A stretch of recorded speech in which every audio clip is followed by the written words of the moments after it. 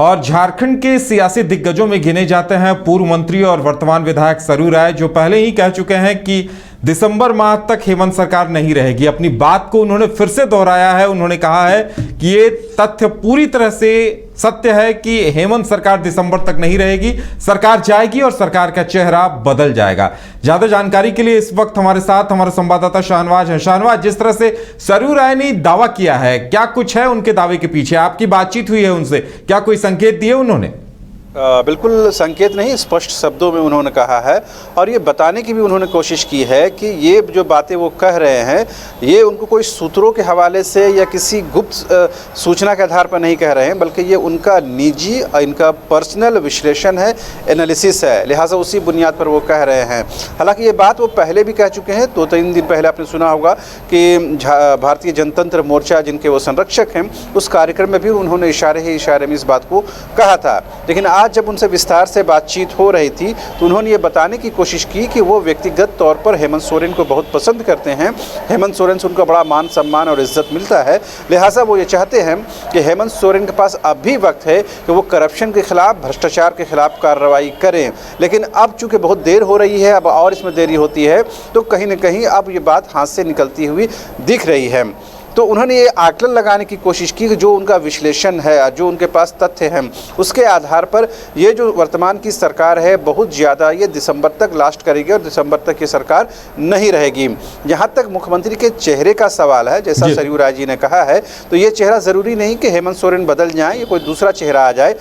हो सकता है कि उसी चेहरे को रिपीट किया जाए, लेकिन ये सारी चीज़ें जो है स्पेकुलेशन है, कहीं ना कहीं ये किसी बात पर, किसी विश्लेषण पर आधारित है, किसी पुख्ता सूचना के आधार पर नहीं है। लेकिन साथ ही साथ सरयू राय ने ये बताने की भी कोशिश की कि अगर ये सरकार गिर भी जाती है तो बीजेपी को प्रमुख विपक्षी पार्टी के तौर पर बहुत खुश होने की ज़रूरत नहीं है, क्योंकि इसका कहीं ना कहीं फ़ायदा फिर इसी सरकार को होगा। आगामी चुनावों में यूपीए को फ़ायदा मिलेगा और ये सरकार कहीं ना कहीं उससे लाभान्वित भी होगी। लिहाजा बीजेपी को बहुत खुश होने की ज़रूरत नहीं है और ये सरकार अगर गिरती भी है तो सिर्फ अपने क्रियाकलापों की वजह से, और उसमें मेजर जो पॉइंट है वो है करप्शन के चार्जेस। लेकिन जिस तरह से ईडी के ऊपर जो ये कहा जाता है कि पॉलिटिकल मोटिवेटेड होकर वो कार्रवाई करती है, इस पर सरयू राय ने कहा कि थोड़ी देर के लिए अगर ये मान लेते हैं कि केंद्रीय जांच एजेंसी के तौर पर वो राजनीतिक तौर पर प्रेरित है, थोड़ी देर के लिए अगर ये स्वीकार भी कर लें, उसके बावजूद भी जो वो तथ्य जुटा रही है, जो वो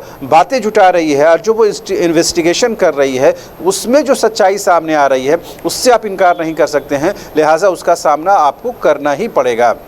तो जाहिर सी बात है सरयू राय ने बहुत बेबाकी से कहा और ये बताने की भी कोशिश की कि उनकी व्यक्तिगत तौर पर हेमंत सोरेन से बहुत अच्छी बनती है, लेकिन वो आग्रह भी करना चाहते हैं कि अब भी वक्त है हेमंत सोरेन के पास कि वो अपने जो करप्शन के चार्जेस जिन पर लगे हैं उनके खिलाफ कार्रवाई करें। उन्होंने एक एग्जाम्पल भी दिया कि होटवार जेल के अंदर जिस तरह से जो खबरें आ रही हैं, हालांकि पुष्ट है नहीं है, वो सरयू राय जी भी इस बारे में कन्फर्म नहीं है, क्योंकि अखबारों में मीडिया में खबरें आ रही हैं, उसकी बुनियाद पर उन्होंने कहा हाईकोर्ट ने इस पर सीलबंद लिफाफे में रिपोर्ट भी मांगी है, लिहाजा ये बात और भी सेंसिटिव हो जाती है। यही वजह है कि सरयू राय ने कहा कि अगर ये बातें सही हैं तो झारखंड में रूल ऑफ लॉ नहीं है, यानी कानून का शासन नहीं है। ऐसे में तो ये बात और भी खतरनाक हो जाती है कि फिर इस सरकार के रहने का क्या मतलब रह जाता है। जी चलिए शाहनवाज, हमारे साथ जुड़ने के लिए और तमाम जानकारी देने के लिए आपका बहुत बहुत धन्यवाद। तो सरयू राय जी का जो आकलन है वो उनके जिस तरह से उन्होंने विश्लेषण किया है परिस्थितियों का, उसके आधार पर है। देखने वाली बात यह होगी कि उन्होंने जो कुछ कहा है वो कहां तक सच होता है, लेकिन उन्होंने इतना जरूर कहा है कि करप्शन को लेकर